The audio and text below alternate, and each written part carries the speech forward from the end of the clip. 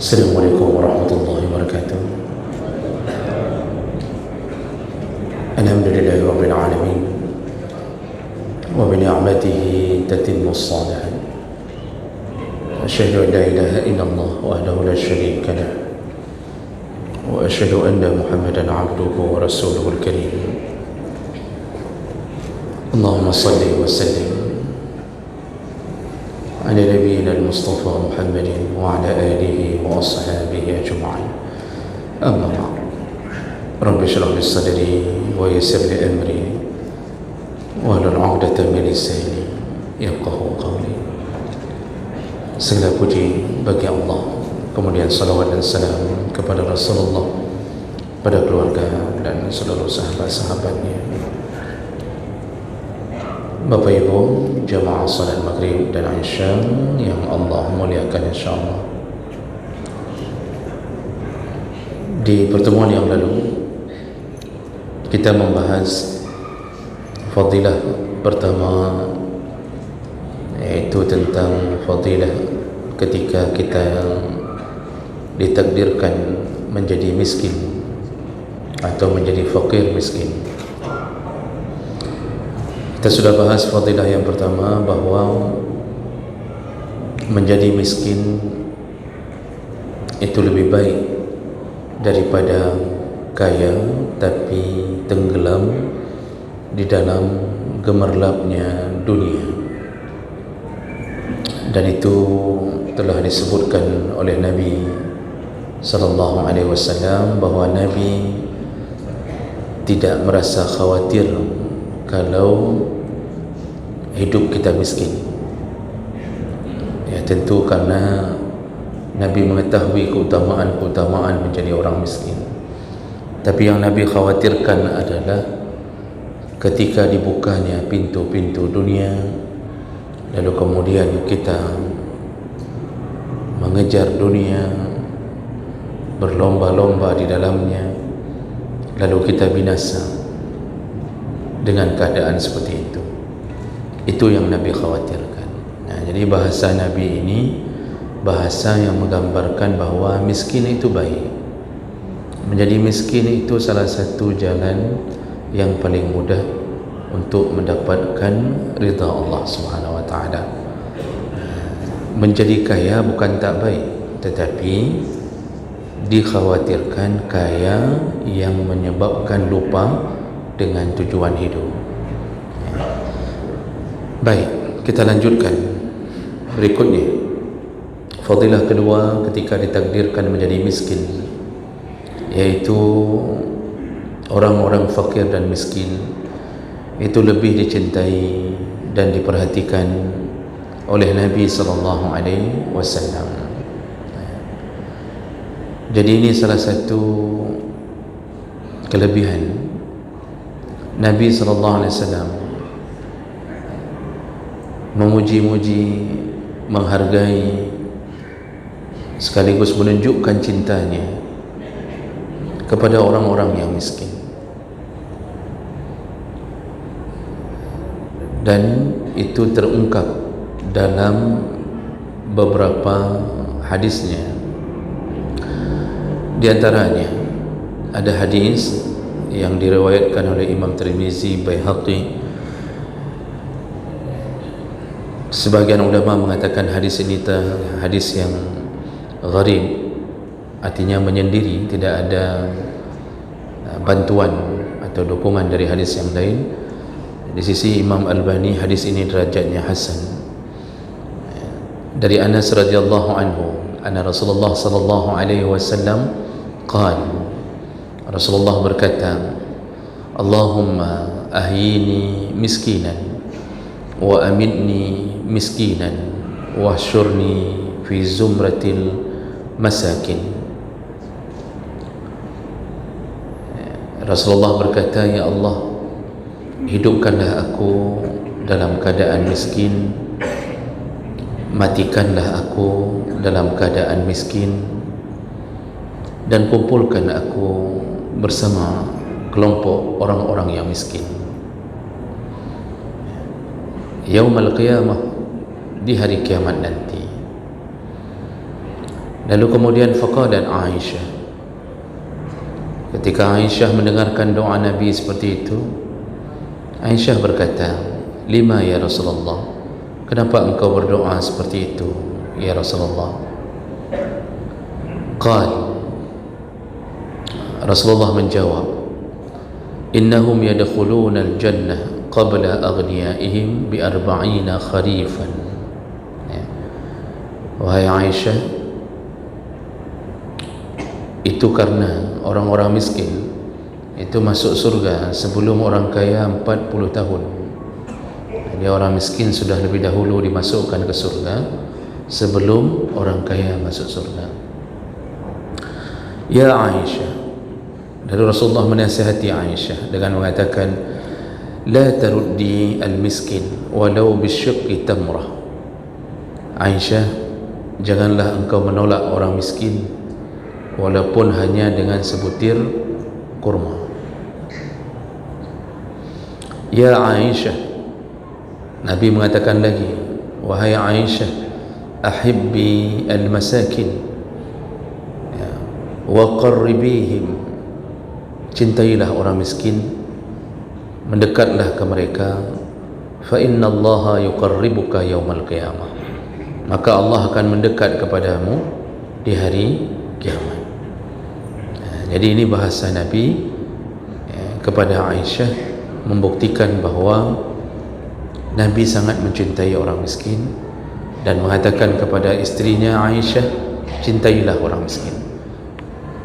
Nah, Bapak Ibu yang Allah muliakan, memang hadis ini tadi doa Nabi memohon agar dihidupkan dalam keadaan miskin, dimatikan dalam keadaan miskin, lalu kemudian dikumpulkan di hari kiamat bersama golongan orang-orang miskin. Namun para ulama itu sedikit berbeza pandangan tentang maksud hadis itu, karena dalam Islam berdoa untuk menjadi miskin juga sebenarnya sesuatu yang tidak dianjurkan, karena miskin menyebabkan dekatnya kita kepada perbuatan yang tercela bila kita tak mampu menahan dan bersabar di atas kemiskinan. Menjadi miskin menyebabkan kita akan menadahkan tangan kita kepada orang. Sedangkan dalam Islam, al-yadul ulya khairun min al-yadi as-sufla, tangan di atas selalu lebih baik daripada tangan di bawah. Jadi dianggap hadis ini ada sesuatu yang bertentangan dengan maksud yang sebenarnya. Jadi kalau minta miskin, sedangkan miskin menyebabkan kita malah menjadi peminta-minta,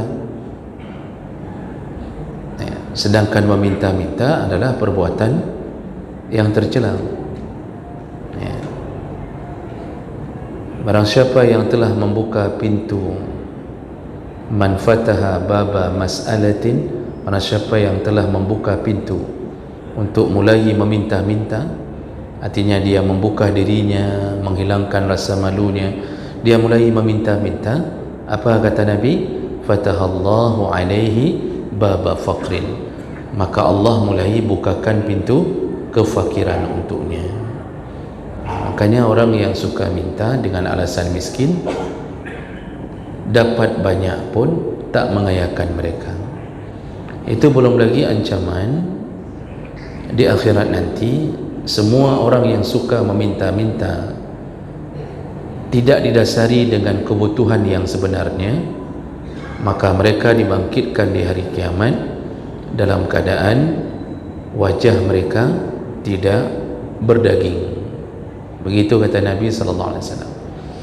Jadi sebagaimana wajah-wajah orang meminta itu tidak punya malu, begitulah Allah cabut daging di wajahnya. Jadi meminta itu tak baik, dan salah satu menjadi penyebab minta adalah miskin. Jadi sebenarnya doa untuk jadi miskin itu juga tak dianjurkan. Walaupun tidak semua peminta-minta orang miskin. Orang kaya pun suka minta-minta, tapi dengan gayanya orang kaya. Kayak mana gayanya orang kaya? Ya itu Pak, minta oleh-oleh, asal ada yang pergi umrah. Kemudian jangan lupa ya, susu unta ya, jangan lupa ya, hati unta ya, WA temannya minta dibawa pulang kurma muda, padahal kurma tua mesti pergi di Aceh. Ini gaya orang kaya minta. Nanti ada yang model minta pinjam ke tetangga, pinjam sendok, pinjam garpu, pinjam piring. Mana ada 100 orang tetangga yang dia pinjam, sudah 100 piring tidak pernah dia pulangkan ke orang. Orang kaya cangkol tak beli, suka pinjamnya cangkol tetangga. Orang kaya parang yang harganya cuma 25.000 tak pernah beli Pak. Asal mau babat sesuatu pinjam parang tetangga. Itu peminta-minta, cuma gayanya saja yang berbeda. Maka jangan sering-sering minta oleh-oleh Pak. Orang pergi haji, pergi umrah, Bapak jangan minta oleh-oleh. Kalau dibawa pulang alhamdulillah, tidak dibawa pulang na'udzubillah, itu yang penting jangan minta. Kalau diberi terima, tak diberi jangan ungkit-ungkit. Makanya kadang-kadang orang pulang umrah pun malas kasih tahu-tahu orang Pak. Pergi umrah diam-diam, tiba-tiba udah muncul lagi di masjid. Kemana aja selama ini? Enggak, baru pulang umrah. Kau nak kasih tahu? Aku bideh, Ustaz, aku lama udah pesanji. Malas saya kasih tahu Ustaz. Banyak kali orang pesan ini, pesan itu. Makanya malas orang kadang-kadang. Jadi tidak baik, sikap meminta itu tak baik. Tapi biasanya orang-orang mulai meminta ketika merasa diri miskin. Jadi yang miskin itu hati sebenarnya. Orang miskin bisa kaya kalau hatinya kaya. Makanya doa dalam hadis ini itu juga para ulama membicarakannya. Kenapa Nabi kok bisa minta hidup dalam keadaan miskin? Padahal miskin pun untuk mendoakan jadi diri miskin pun tak dianjurkan. Yang kedua, meminta menjadi fakir, menjadi miskin itu juga tak dianjurkan karena kefakiran, kemiskinan itu dekat dengan kekufuran. Ada perkataan dari Umar radhiyallahu anhu, kadal fakru ayyakuna kufran. Kefakiran itu dekat sekali dengan kekufuran. Jadi kalau sudah fakir, sudah miskin, di saat ekonomi betul-betul menjadi penyebab kita tak mampu lagi bergerak, maka ditawarkan apapun sampai menggadaikan akidah pun orang akan melakukannya. Karena kemiskinan. Ini kalau sudah terlalu miskin, datanglah bantuan. Ada orang yang kafir datang menolong. Di saat itu kita pasti akan merasa, ku tunggu dari orang Islam tak ada yang menolongku. Maka datanglah orang kafir menawarkan bantuan, dikasih makan, dikasih biaya hidup, bahkan diberikan rutinan Pak. Lalu kemudian terikatlah hati dengan kebaikannya. Di saat itu dia merasa bahwa dia telah menemukan agama yang sebenarnya. Padahal ketika dia berpindah agama, dia telah pindah dari agama yang benar menuju ke agama yang tak benar. Tapi karena faktor ekonomi berubah keadaan itu. Makanya menjadi miskin itu bukanlah harapan. Kalau sudah ditakdirkan, maka bersyukurlah di atas pemberian Allah. Jadi oleh karena itu, para ahlul hadis mengatakan ini doa Nabi ini itu ada banyak ulama yang mentakwilkannya. Jadi memalingkan makna. Karena tadi meminta miskin itu bertentangan dengan konsep-konsep di dalam Islam. Kita ini kan bukan kapitalis dan kita bukan sosialis. Kita diberikan Allah izin silahkan kaya, jadilah orang Islam yang kaya, tetapi berbagilah kepada orang miskin. Jadi kaya itu bagi orang yang berilmu itu disunnahkan untuk menjadi kaya dengan niat yang baik, bahwa kalau dia kaya, maka dia akan menyelamatkan, menolong orang-orang di sekitarnya. Kan menjadi kaya itu baik, kita lebih banyak manfaat. Maka Nabi tidak pernah melarang sahabat menjadi kaya. Tidak seperti ajaran komunis yang menyatakan bahawa semua harus hidup sama rata. Makanya kalau sudah dikuasai oleh komunis, itu kan tidak boleh ada yang kaya terlalu. Semua dikuasai oleh negara, dibagikan untuk semua, semua harus sama rata. Saya teringat, kan dari tahun 1976 sampai tahun 1979, itu kisah yang menghebohkan dunia. Itu kan kisah kekuasaan Pol Pot di Kamboja, komunis, dengan ajaran komunis. Apa yang dia lakukan? Dia pindahkan semua penduduk di Kamboja, jadi ibu kotanya waktu itu Phnom Penh. Jadi dipindahkan semua ke kampung-kampung, lalu semua disuruh bekerja menjadi petani, dipaksa. Tak boleh ada lagi pembangunan, tak boleh ada lagi kehidupan mata pencaharian selain menjadi petani. Hidup harus sama rata, tak boleh ada yang jadi ini, jadi itu. Akhirnya apa yang terjadi, Pak?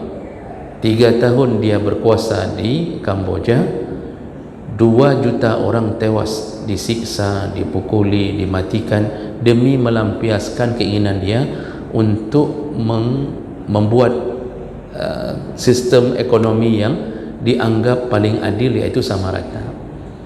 Hancurlah hidup. Kemudian nanti baru berhasil dijatuhkan oleh Vietnam. Kan begitu ceritanya. Nah, kita tidak begitu, Pak. Yang kaya silakan kaya, tapi jangan lupa ke orang miskin, karena kita pun ini ditolong oleh Allah banyak-banyak karena banyaknya orang miskin sekitaran kita. Nah, jadi oleh karena itu para ulama mentakwilkan kalimat miskin yang didoakan oleh Nabi tadi, sebagian besarnya mentakwilkan dengan maksud tawadhu'. Jadi maksud Nabi adalah miskin itu merendahkan diri. Jadi kalau kita kembalikan ke doa Nabi, maksud Nabi adalah Nabi memohon agar hatinya diberi oleh Allah hati yang tawadhu' selama hidupnya, lalu matinya pun dalam keadaan rendah hatinya, lalu kemudian dikumpulkan bersama orang-orang yang rendah hatinya. Nah, ini yang ditakwilkan oleh sebagian para ulama. Namun walaupun begitu, menariknya tadi di ujung hadis, kita tidak bisa mengelak bahawa ternyata Nabi mengungkapkan cintanya kepada orang miskin dengan memerintahkan Aisyah, cintailah orang-orang miskin, dekatkanlah dirimu dengan mereka. Jadi disuruh bergaul dengan orang-orang miskin. Kenapa? Karena Allah nanti akan mendekatkan dirinya kepadamu di saat di dunia engkau berdekatan dengan orang miskin. Bahkan Nabi mengingatkan Aisyah, jangan tolak orang miskin walaupun hanya dengan sebutir kurma. Jadi maksudnya, kalau ada miskin yang betul-betul miskin, jadi bukan membawa proposal bodong, karena selama ini kertas proposal menjadi andalan, Pak, dibawa-bawa. Itu kadang-kadang mengatasnamakan pesantren tertentu. Kalau kita tanya, nanti kita selidiki, ternyata tak ada yang mengutusnya untuk meminta seperti itu. Dia jadikan sebagai alasan. Itu banyak kebohongan yang dilakukan. Jadi kalau seandainya kita tahu bahawa dia benar-benar miskin, maka jangan tolak kalau dia meminta. Tak sanggup kita berikan 50.000, berikanlah 40.000. Tak sanggup, berikanlah 20.000. Tak sanggup 10.000. Tak sanggup pun, ya 5.000 lah. Minimal kalau kita ragu ni penipu atau tidak, ya materibai ni jo. 1.000 pun kasih. Karena Nabi tadi mengatakan jangan tolak orang miskin, walaupun dengan sebutir kurma. Makanya Aisyah, ketika datangnya orang miskin ke rumahnya, seorang ibu bersama 2 orang anaknya, meminta sesuatu dari Aisyah. Itu tidak ada Nabi di rumah. Lalu Aisyah mencari-cari apa yang bisa diberi, ditemukanlah sebutir kurma. Jadi bayangkan Pak, rumah Aisyah itu tidak ada simpanan makanan kecuali sebutir kurma. Ketika ada orang meminta, dia cari agar tidak mengecewakan, jadi diberikanlah sebutir kurma. Nanti ibu ini ceritanya, nanti ibu ini membelah kurma itu menjadi dua karena dia membawa 2 orang anak perempuan. Dia bawa 2 orang anak perempuan, dibelah kurma itu, diberikan setengah-setengahnya kepada anak-anaknya ini, sampai ibu itu sendiri tidak makan. Jadi Aisyah takjub sekali dengan perbuatan seorang ibu ini. Dia tidak makan, dia berikan kurma untuk 2 orang anaknya. Lalu kemudian ketika pulang Rasulullah, Aisyah menceritakan itu, kata Rasulullah, 2 orang anak perempuannya itu menjadi perisai untuk si ibu dari api neraka. Jadi ini salah satu bahagian bagaimana keluarga Nabi mencintai orang miskin berdasarkan nasihat Nabi kepada isteri-istrinya.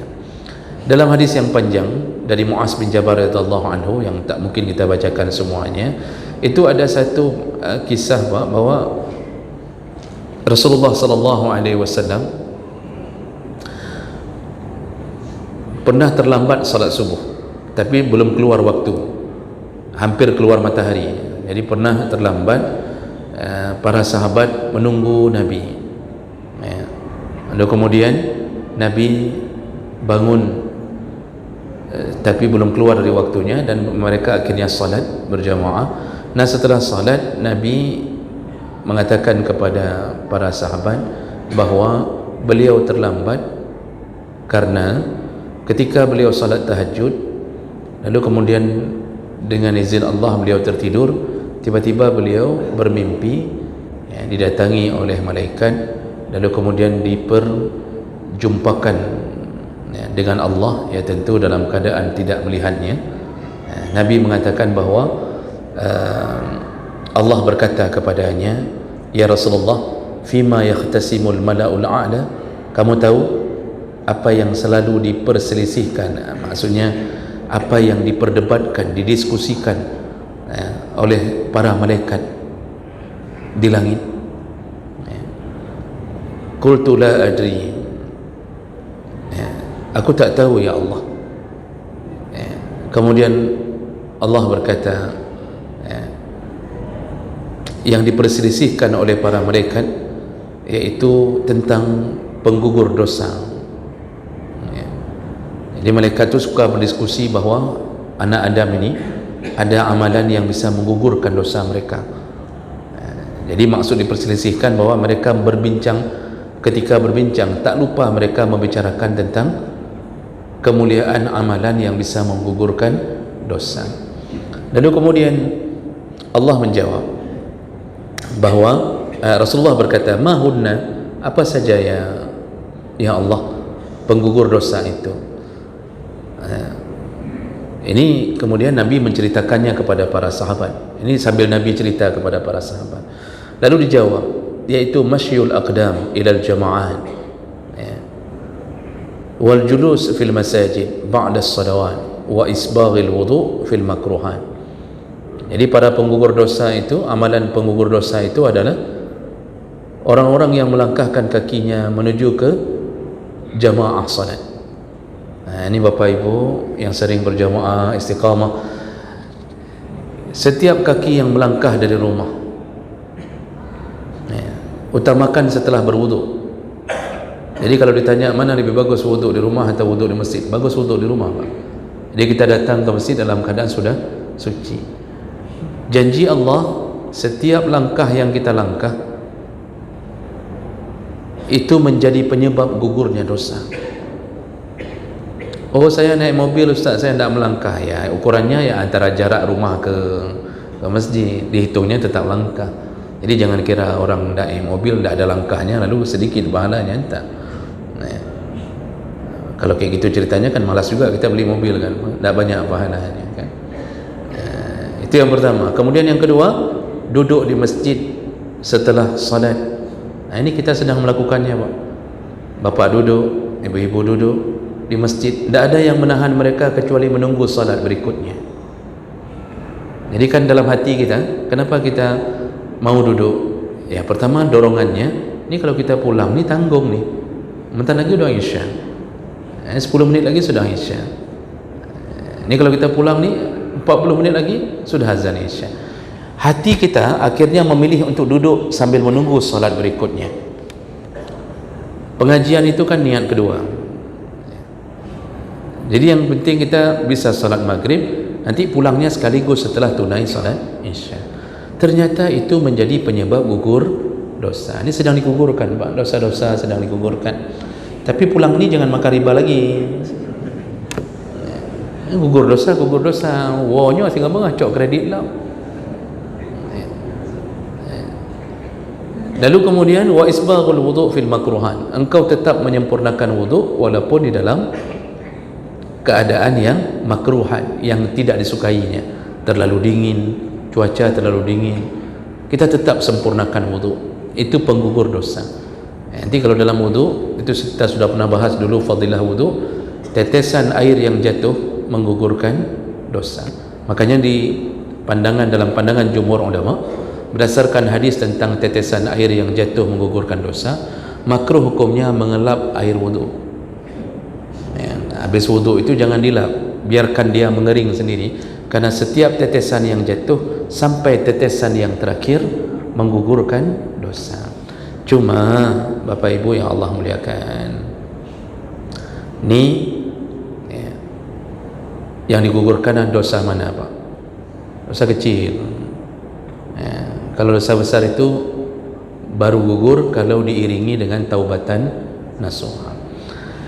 Lalu Allah melanjutkan, karena Nabi bertanya, summa fima ya Rabb, apalagi ya Allah. Kemudian dilanjutkan, jadi Nabi sambil cerita ke sahabat ni, yaitu it'amut ta'am, suka memberi makan. Jadi memberi makan ini tidak peduli, Pak. Yang kita beri makan mau orang kaya, orang miskin, itu pahalanya sama. Karena memberi makan itu salah satu amalan yang paling hebat. Mentraktir orang mengatakan begini, ya udah tidak apa-apa, saya traktir.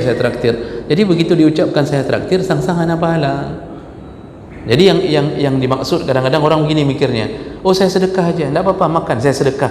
Jadi kalau sudah terdengar bahasa sedekah, itu yang pahala. Kalau kita rubah sedekah itu menjadi bahasa saya traktir, dianggap tidak ada pahala, dianggap itu biasalah traktir. Padahal traktir dengan sedekah itu cuma pengalihan bahasa, yang pahala tetap sama. Jadi mentraktir orang itu besar pahala, Pak. Yang tidak ada pahala dan semakin kurang ajar ditraktir terus-terusan ditraktir. Tiap-tiap ke kedai kopi dia terima traktiran orang terus-terusan. Hana rencana membacut pi bayar ke kau, mesti ke pi hantar rencana. Itu 3 kali saja begitu, Pak. Kita sudah tidak mau lagi kita pasang di grup, yuk ke kedai kopi, yuk, tidak ada lagi. Yuk ke SD, yuk, tidak ada lagi tu.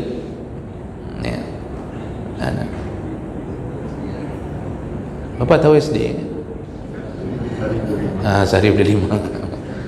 Itu tidak ada lagi kita pasang di grup. Kita mulai japri, ayolah kita ke sana.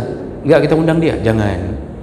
Yang narugo undang-undang aja, dah mulai japri-japri itu, Pak. Itu begitu, tidak disukai orang sama orang bakhil. Makanya memberi makan itu termasuk penggugur dosa. Walayyinul kalam, dengan lalu bicaranya lembut, ramah, lembut, baik.